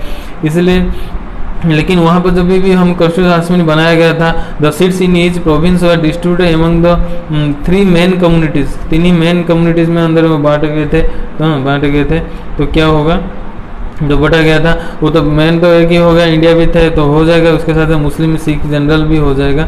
हाँ ये तो भी हो जाएगा, ये भी सही है, ये सही। लेकिन यहाँ पर बोला क्या सही नहीं है, the method of selection in the case of representatives of Indian states was to be determined by the governor general of India. No no no, देखो 1946 मतलब आपका तब तक भी आपका मतलब हमारे मतलब जो 15 अगस्त 1947 मतलब संपूर्ण रूप से हम स्वाधीन नहीं हुए हैं। जब तक संपूर्ण रूप से हम स्वाधीन नहीं हुए हैं मतलब मान के चलो जितना भी फैक्ट, जितना भी डेट्स या जितना भी ईयर पूछा जाएगा आपको, मतलब हम स्वाधीन मतलब 15 अगस्त 1947 से इंडिपेंडेंस पाने के पहले मान के चलो 14 अगस्त तक भी, 14 अगस्त नहीं है, 14 अगस्त का एक मतलब भी हो गया था, मतलब 13 अगस्त तक जो भी मतलब आपका रहेगा, तो मान के चलो उस टाइम तक जितना भी आपको क्वेश्चन होगा, यहाँ पे एक ट्रिक याद रखना, उस टाइम पर जितना भी आपका मतलब रहेगा उसमें जितना भी पूछा जाएगा, ये इंडिया के कुछ सेक्रेटरी जनरल के हिसाब से कुछ हुआ वो आप डायरेक्ट ना बोलोगे, क्यों, तब तक उनके अधिकार मतलब उनके अंडर में हम थे ना,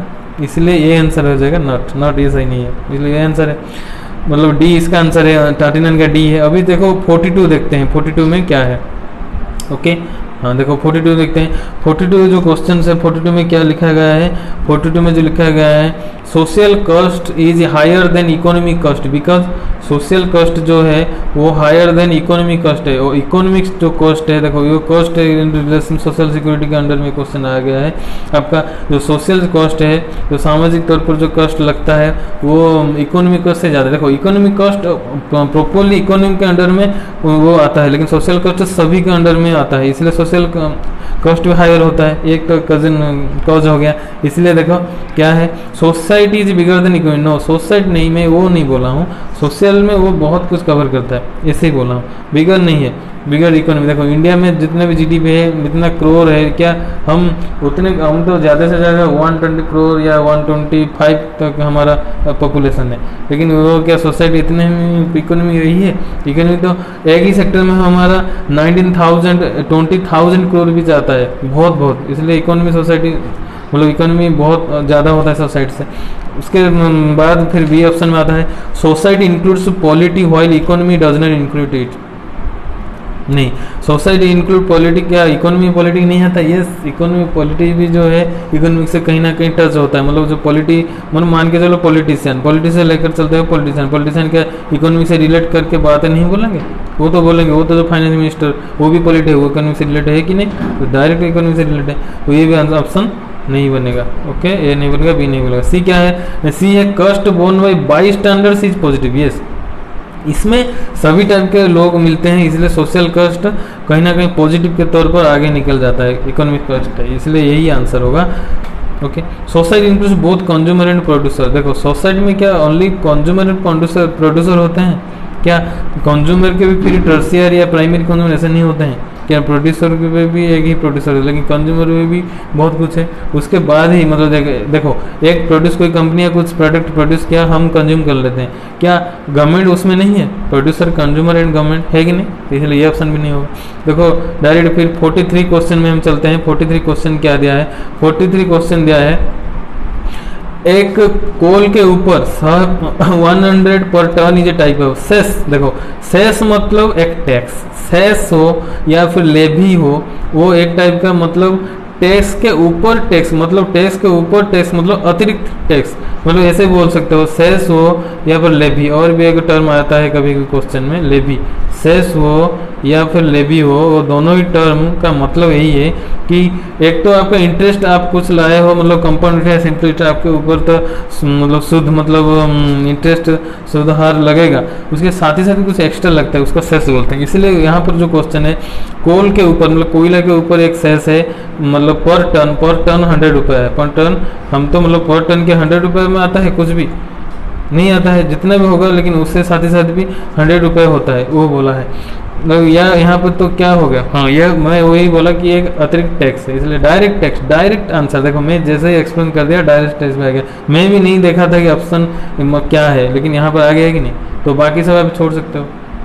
चलो फिर नेक्स्ट क्वेश्चन में चलते हैं जो बाकी था इस स्लाइड में। हाँ 40 क्वेश्चन एक्सप्लेन नहीं किया ना।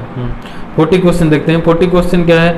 40 जो क्वेश्चन है वहाँ पर लिखा है यहाँ पर क्या कॉन्स्टिट्यूशनल बॉडी नहीं है। कौन सा? बहुत सारे 4 ऑर्गेनाइजेशन या 4 बॉडीज जो गवर्नमेंट के तौर पर आता है, सभी को यहाँ पर दे दिया, लेकिन वही बोल रहा है मतलब कौन सा जैसा है जो कॉन्स्टिट्यूशन बॉडी नहीं है, कॉन्स्टिट्यूशन बॉडी नहीं है। यहाँ पर देखा तो इलेक्शन कमीशन ऑफ इंडिया, हाँ आर्टिकल 324 से है, जो आर्टिकल है वो तो कॉन्स्टिट्यूशन है ही, हो गया। फाइनेंशियल कमीशन जो वो आता है आर्टिकल 280 में, देखो इलेक्शन कमीशन ऑफ इंडिया में बोल दिया 324। जो फाइनेंशियल कमीशन ये है ये आता है 280, जो आर्टिकल में पढ़ाऊंगा अच्छे तरीके से पढ़ा दूंगा, एकदम लाजवाब। कोई अभी तक भी कोई नहीं पढ़ाए हैं, इसी तरीके से मैं अच्छे से नोट किया हूँ, मतलब जो भी मेरे पास बहुत अच्छे तरीके से मैं बनाया था वो भी है। ऑफिशियल लैंग्वेज कमीशन, देखो official language commission, official language schedule I think 8th schedule में वो है, 22 लैंग्वेज 8th स्केड्यूल में ऐड हुआ था, वो भी नहीं होगा।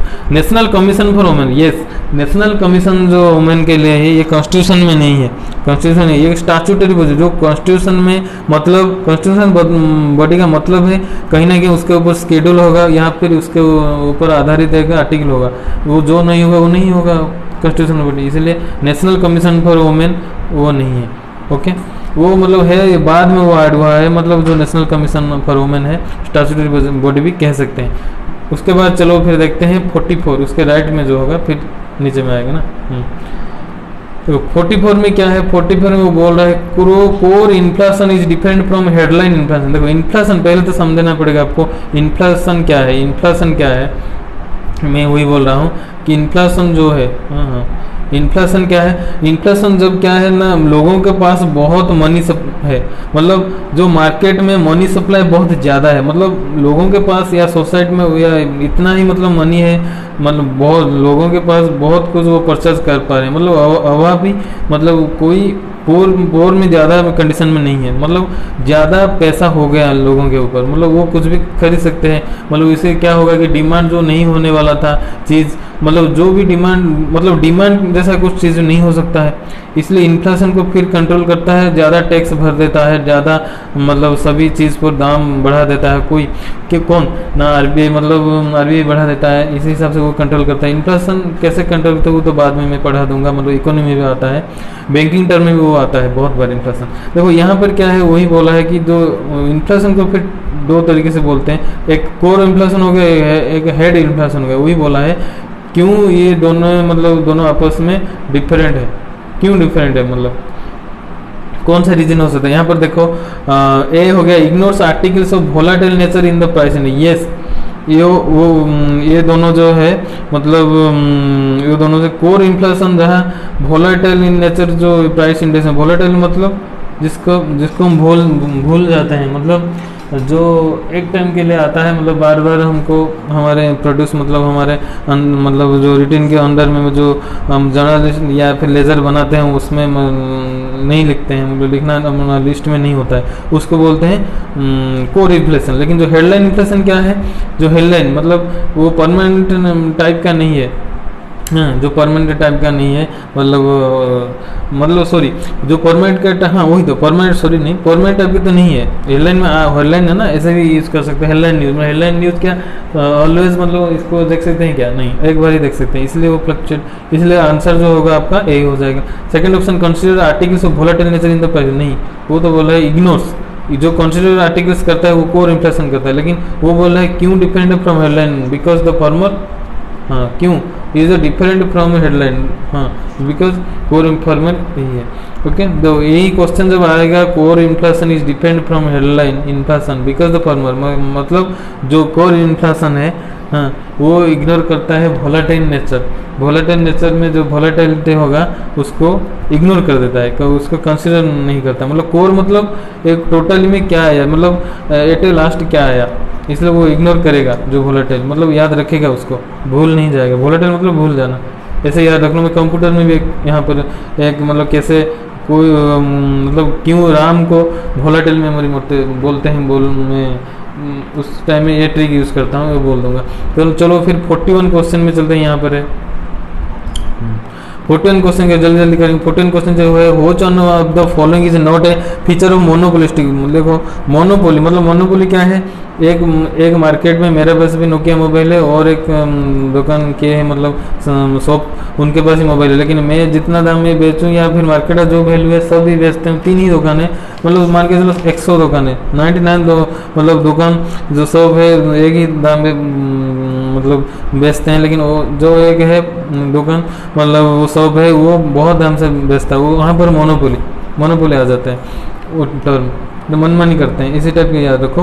तो वहाँ पर हो जाएगा आपका क्या ना, हो जाएगा which one of the following not a feature of monopolistic competition. तो आपका जो आंसर हो जाएगा यहाँ पर large number of buyers and sellers in the market, नहीं डिफरेंशिएट प्रोडक्ट, हाँ ये तो large number of buyers and sellers, हाँ वो तो हो जाएगा। डिफरेंशिएट प्रोड्यूस कॉन्स्टेंट हो जाएगा। Produce in the market is homogeneous, नहीं होमोजेन नहीं होता है, इसलिए तो मोनोपोली है, तो आंसर हो जाएगा सी। ओके, और यहाँ पर एक छोड़े थे, देखते हैं चलो।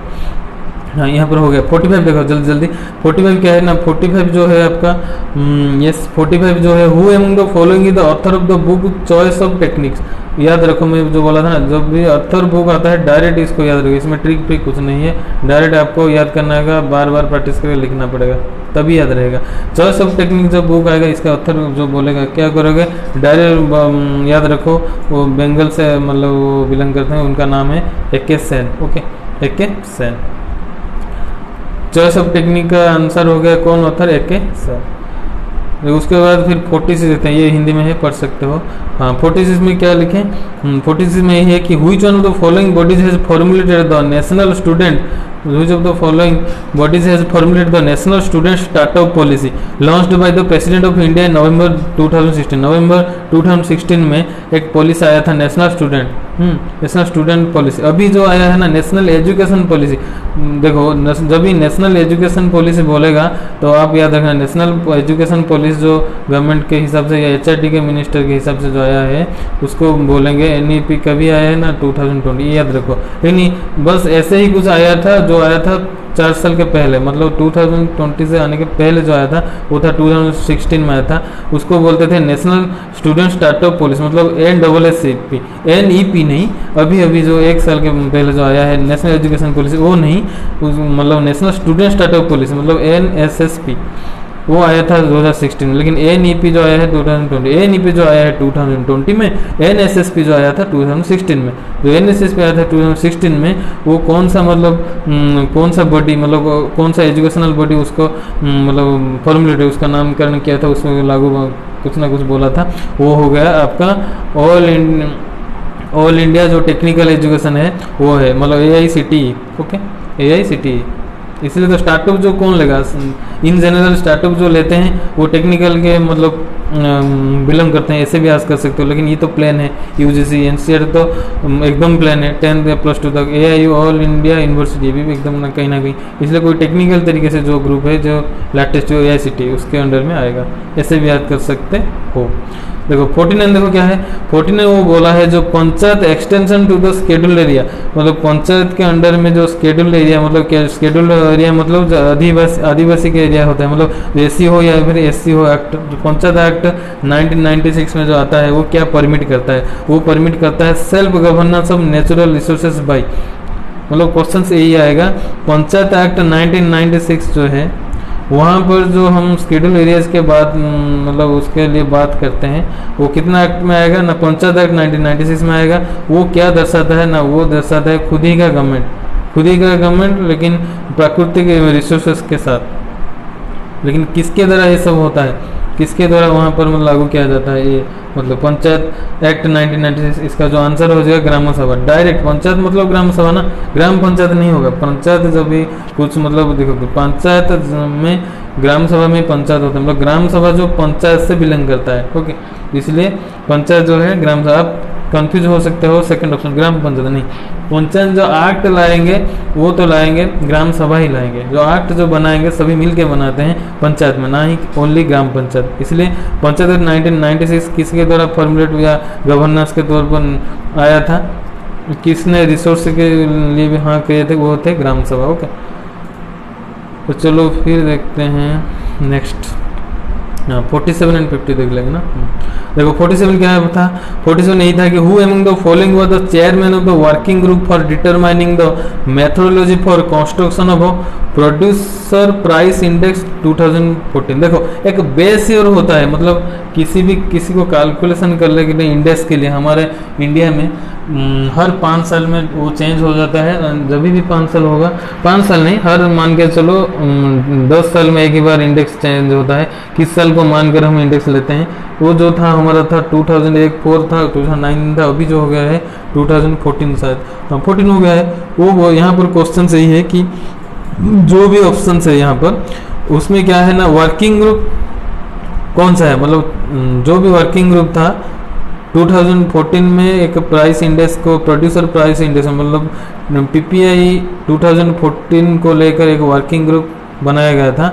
उसके चेयरमैन कौन थे, तो आप डायरेक्ट याद रखना उसका जो चेयरमैन था, बहुत इंपॉर्टेंट क्वेश्चन है, BN गोल्डर। मतलब ऐसे ही याद रखो BN Goldar hyphen PPI producer price index hyphen 2014 hyphen working group. Okay, working group 2014 वो हो जाएगा BN गोल्डर। उसके बाद याद मतलब फिर देखते हैं ये राइट साइड में 50 क्वेश्चन का देखो, which one of the following countries is not A member of WTO मतलब क्या है, वर्ल्ड ट्रेड ऑर्गेनाइजेशन। वहाँ पर मतलब जितना भी मतलब वर्ल्ड में जितना भी ट्रेड होता है, मतलब सब बहुत सारे कंट्रीज में ट्रेड होता है, जितने भी आपस में जो कंट्री मतलब आपस में कंट्रीब्यूशन करते हैं ट्रेड को लेकर, तो उसको जो कंट्रोल करता है मतलब उसके लिए एक ऑर्गेनाइजेशन बनाया गया है। उसको मतलब वो बोल रहा है कि इसके अंडर में कौन नहीं आता है। देखो जापान तो आता है, चाइना तो आता है, रूसिया भी आता है। हाँ, जो बहुत बड़े होते हैं तो सभी जगह आता है, जो अलग अलग से लगता है वो नहीं आता। ऐसे भी आज कर सकते हो। ईरान हो जाएगा आंसर, है कि नहीं, ईरान हो जाएगा आपका आंसर। तो चलो फिर यहाँ पर 41 है, यहाँ पर 50 है। हाँ, मैं दोनों ही चीज़ बोल देता हूँ।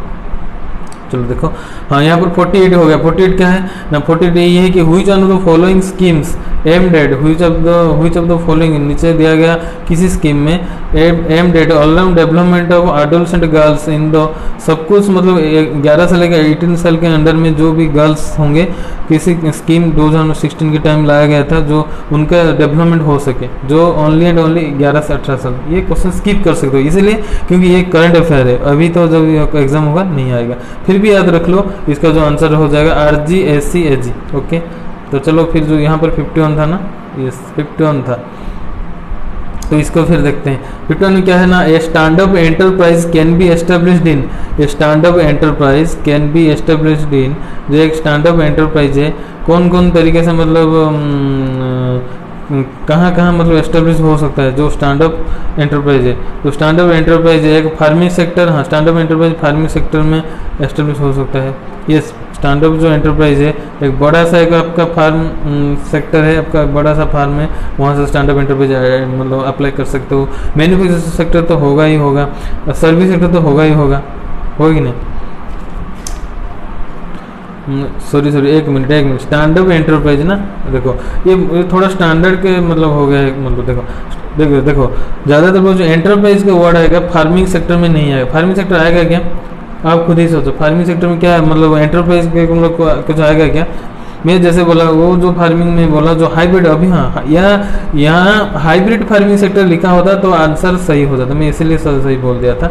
नहीं सॉरी, ये बस यही आंसर हो जाएगा, मतलब ये वाला नहीं होगा। क्यों नहीं होगा कि हाइब्रिड फार्मिंग सेक्टर नहीं लिखा है। इसके बाद क्या है ना, मैन्युफैक्चरिंग सेक्टर में स्टैंड अप एंटरप्राइज होगा, येस होगा, सर्विस सेक्टर में होगा, येस होगा, ट्रेडिंग सेक्टर में होगा, येस होगा। इसलिए डी जो आंसर जो हो जाएगा डी हो जाएगा, फार्मिंग सेक्टर में नहीं होगा। ओके, तो चलो फिर देखते हैं फिर क्या है, ये सब हिंदी में है, देख लेना। देखो 52 क्वेश्चन में आओ, 52 क्वेश्चन, यस 52 क्वेश्चन क्या है ना वहाँ पर दिया गया है। तो देखो अभी तो फिलहाल हर साल में राजीव गांधी खेल रत्न दिया जाता है, तभी इसलिए अभी जो रोहित शर्मा और रोहित शर्मा को लेकर और बहुत कुछ पाए हैं उनके लिए याद रखो, ये याद मत रखो, लेकिन ये करंट अफेयर के तौर पर आया था। राजीव गांधी खेल रत्न अवार्ड 2016 में किसी को दिया गया था, या यदि भी फिर मतलब याद करना, मतलब अच्छे तरह से मतलब चाहते हो इसको याद रखना, क्योंकि रेलवे में भी कहीं ना कहीं आ जाता है। रेलवे में क्या होता है कि उसके वहाँ पर खतरनाक करंट अफेयर 2-3 साल पहले भी करंट अफेयर पूछ लेता है, वो ऐसा ही एक मतलब संस्था है। तो जो भी है जितना भी है दीपा कर्मा, ये जो है गन्स मतलब शूटिंग से वो खेलते हैं। जो दीपा कर्मा करिए gymnastic, one and only gymnastics, मतलब बहुत ज़्यादा मतलब आगे जा चुके हैं, वही है। ये त्रिपुरा से बिलोंग करते थे ये, तो इनको तो कौन नहीं जानता है। पीवी सिंधु जो ओलंपिक में हमारे लिए क्या, हमारे लिए जो सिल्वर मेडल लाए थे, इससे बड़ी बात कोई नहीं है आज तक in latest in any Indian to win silver in badminton. Okay, पहले तो बात है कोई भी इंडियन जो फाइनल तक गया है, वो तो बात है, मतलब फाइनल के छोड़ो जो ब्रॉन्ज तक भी गए हैं, सेमीफाइनल कोई भी नहीं गया था, ये सेमीफाइनल में हराकर मतलब फाइनल में गए थे। ओके, तो देखते हैं यहाँ पर क्या 4 ही ऑप्शन था। साक्षी मलिक ये जो थे हमारे जो रेसलर में पंजाब मतलब सॉरी हरियाणा से बिलोंग करते हैं वो भी थे, मतलब ये चारों को हमारे 2016 में राजीव गांधी खेल रत्न मिला था। क्यों ना 2016 में ये 4 ही ने ओलंपिक से बहुत बढ़िया प्रदर्शन किए थे, इसलिए आंसर यहाँ सभी हो जाएगा।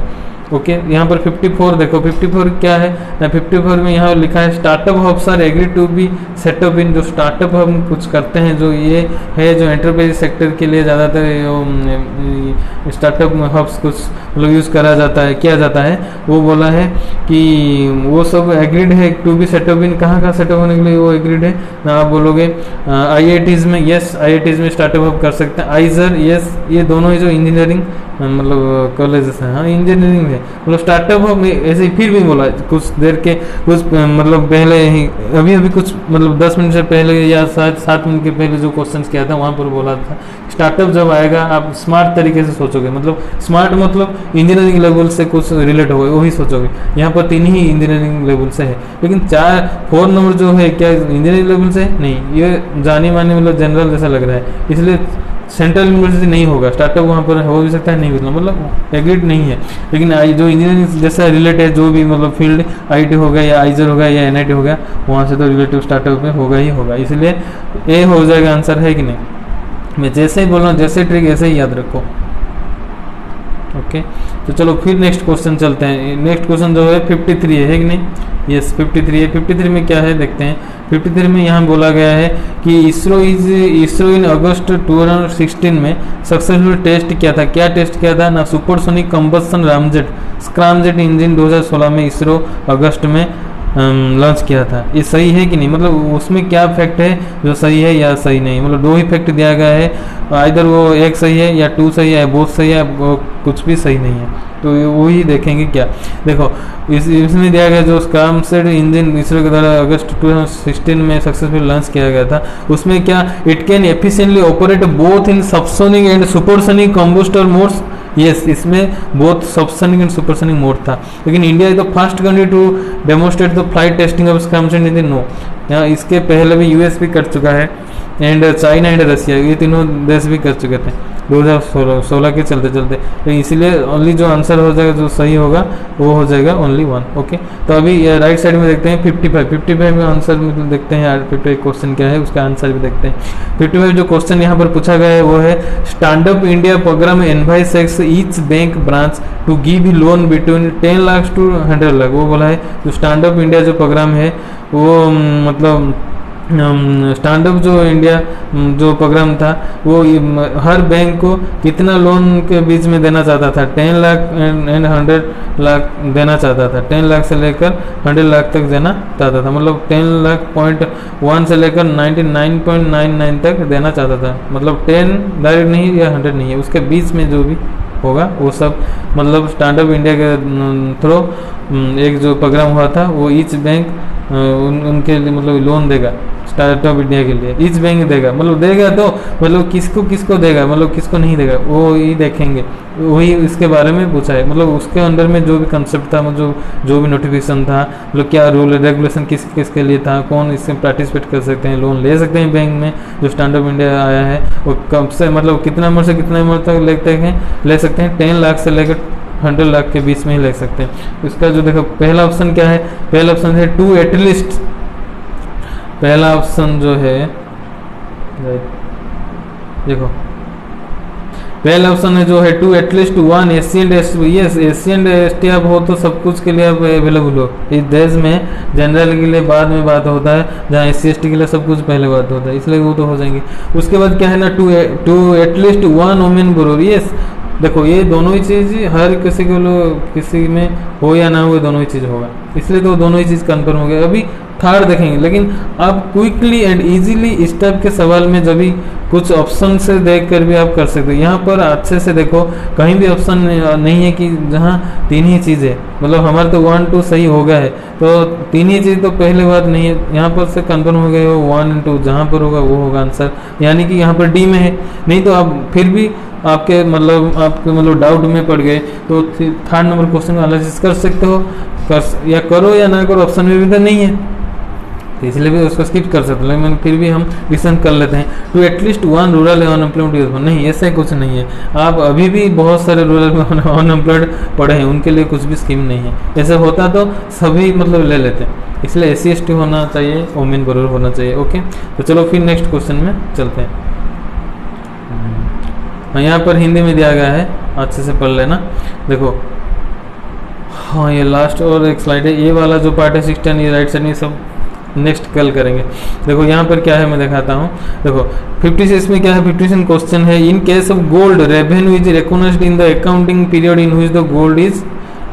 गोल्ड के जब हम मतलब जब बात करेंगे तो वहाँ पर देखेंगे कि रेवेन्यू जब भी आएगा गोल्ड में, तो जिससे जो पीरियड में जो टाइम मतलब मान के चलो मार्च महीने में आप गोल्ड मतलब खरीदे, कुछ आपके मतलब जिसमें खरीदे आप एक शॉप से खरीदे, वहाँ पर जो रेवेन्यू मतलब कुछ जो जितना 1 लाख में एक कोई गोल्ड 10 ग्राम खरीद लिया, तो मतलब जो पैसा किसको दिया, मतलब वो शॉप जो है मतलब ज्वेलर्स जो है उनका मतलब ओनर को दे दिया, मतलब ओनर के जो वहाँ पर जो हैं उनके पास कुछ रेवेन्यू हो गया कि नहीं, उसके पास कुछ रेवेन्यू हो गया, मैं तो वही बोलना चाहता हूँ, उनके पास रेवेन्यू हो गया कि नहीं।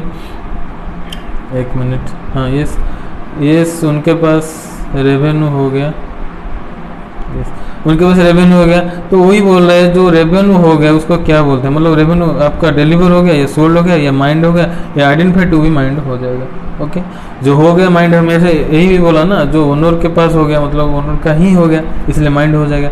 तो 57 चलो क्या होता है, 57 क्वेश्चन दिया है कि एज पर the traditional approach the expense to be matched with revenue is based on, मतलब वो बोल रहा है जो ट्रेडिशनल मतलब जो हमारे पुराने ट्रेडिशन के हिसाब से जो भी अप्रोच होगा, मतलब खर्चा करने के लिए, खर्च करने के लिए जो मतलब पुराने तरीके से हम जब खर्च करते हैं with revenue is based on to be made with revenue, जो पुराने तरीके से हम खर्च करते हैं उसको रेवेन्यू से रिलेट बोलते हैं। मतलब वो किसी के ऊपर आधार है, मतलब जब भी हम ट्रेडिशनल अप्रोच में कुछ एक्सपेंस मतलब खरीदते हैं तो वो किसी रेवेन्यू में किसी के अंडर आता है, वो उसको बोलते हैं। फिर क्या बोलते हैं, ओरिजिनल कॉस्ट है या अपॉर्चुनिटी कॉस्ट है, हाँ वो ओरिजिनल कॉस्ट है या अपॉर्चुनिटी कॉस्ट है, हाँ वो है जो है वो ओरिजिनल कॉस्ट है। ओके, उसके बाद जो देखो पुराने ढांचा में हम कुछ खरीदे, कुछ परचेज किया, उसको तो फिर ओरिजिनल कॉस्ट ही बोलेंगे ना, तो इसीलिए ओरिजिनल कॉस्ट हो जाएगा।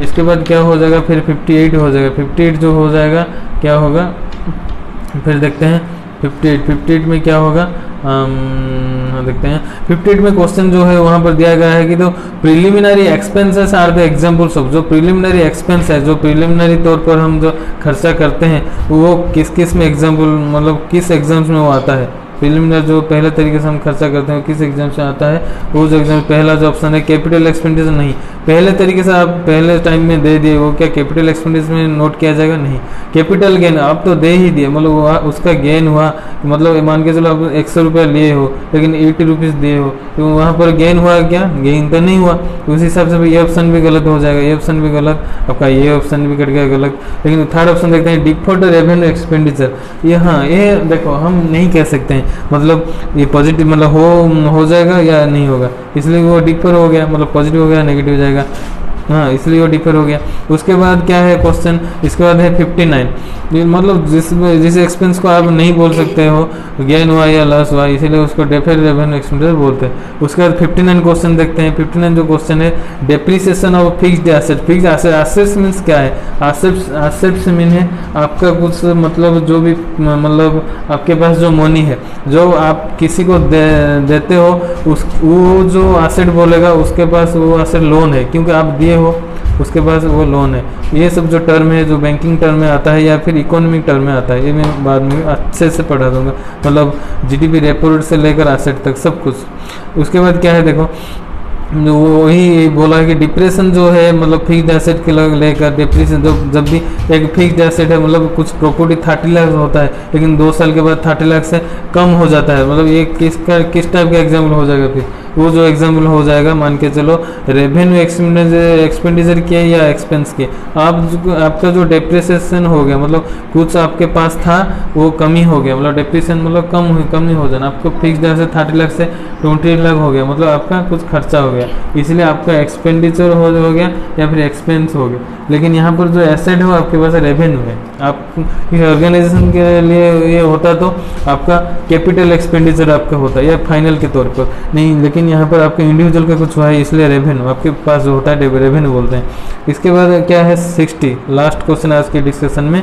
इसके बाद अच्छे से फिर खा पी के सो जाएंगे, आप भी ऐसा ही करना, बस इस वीडियो को अच्छे से खा के अभी रेडी रहना फिर देख लेना। चलो अभी लास्ट के तौर पर क्या क्वेश्चन है, लास्ट क्वेश्चन आज के लिए, और बाकी 40 क्वेश्चन कल करेंगे। यहाँ पर जो क्या है ना, in the context of accounting के खिलाफ में जो फाइनेंशियल एक्शन टास्क फोर्स पे मतलब जो इसका हेडक्वार्टर है पेरिस, याद रखना जो FATF होता है, FATF financial action task force इसका फुल फॉर्म होता है, उसका जो हेडक्वार्टर है कहाँ पर है, पेरिस। ये क्या करता है ना, मनी लॉन्ड्रिंग हो गया, कोई भाग गया, जैसे हमारा अभी मतलब बहुत सारे आतंकवादी संस्थाएं ये हैं जहाँ पर देश में रहते हैं, उन देश को भी वो इसका लिस्ट है, grey list, white list, red list, black list, वो सभी में डाल देता है। मतलब वो कहीं ना कहीं ऑल वर्ल्ड में जितना फाइनेंशियल कंडीशन लेकर कुछ भी प्रॉब्लम होता है वो अभी ये सभी सॉल्व करता है, उसके ऊपर पेरेंट ऑर्गेनाइजेशन है।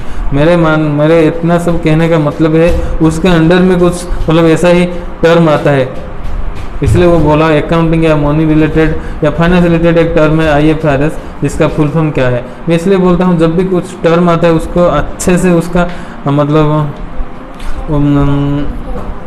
उसका जो अच्छे से उसका फुल फॉर्म मतलब याद करना। 60 जो क्या हो जाएगा, 60 जो हो जाएगा देखो, इसका फुल फॉर्म हो जाएगा इंटरनेशनल फाइनेंशियल रिपोर्टिंग स्टैंडर्ड। ये इसका जो हो जाएगा इंटरनेशनल फाइनेंस, देखो ये इंटरनेशनल में वही बोला ना, मतलब एफएटीओ इतना बोला वर्ल्ड के लिए, तो IFRS क्या वर्ल्ड के लिए नहीं होगा। इसे जब भी इंडियन वर्ड होगा वो तो पहले से ही मतलब हम कैंसिल कर सकते हैं। तो बच गया A&D में डिफरेंस क्या देखो, ए में इंटरनेशनल फाइनेंशियल रिपोर्टिंग है, यहाँ पर इंटरनेशनल फाइनेंशियल रिपोर्टिंग, लेकिन एक स्टैंडर्ड एक सिस्टम नहीं है। आपके पास में आपके घर में सिस्टम हो सकता है, लेकिन जब एक देश के लिए सिस्टम होता है, लेकिन वर्ल्ड के लिए एक स्टैंडर्ड बन जाता है, मतलब कुछ क्वालिटी के साथ वर्ड भी बन जाता है, इसलिए याद रखना। इसलिए गलती हो जाता है, जो बार बार फुल फॉर्म यूज नहीं करोगे तो आपको एग्जाम भी ऐसे भी कंफ्यूज हो जाएगा, ये सिस्टम लगाऊं या स्टैंडर्ड लगाऊं, मतलब सभी से हमें इंटरनल फाइनेंशियल रिपोर्टिंग यहाँ पर भी है, लेकिन सिस्टम या स्टैंडर्ड, इसलिए इसको अच्छे से याद करना। तो आज ही इतना ही था एनालिसिस। सभी को धन्यवाद, आगे जुड़े रहना। इसको बहुत ज़्यादा से ज़्यादा लाइक शेयर एंड सब्सक्राइब करना। एंड मेरे डिस्क्रिप्शन में दे दूंगा सभी, मतलब मेरे अलग सा फेसबुक हो या फिर इंस्टाग्राम हो, इसका लिंक दे दूंगा। उसके साथ ही साथ वहाँ पर जुड़ो या ना जुड़ो, लेकिन टेलीग्राम लिंक में ज़रूर जुड़ जाना, वहाँ पर मैं PDF भी प्रोवाइड करता हूँ। तो चलो आज के लिए इतना ही, तब के लिए बाय, धन्यवाद।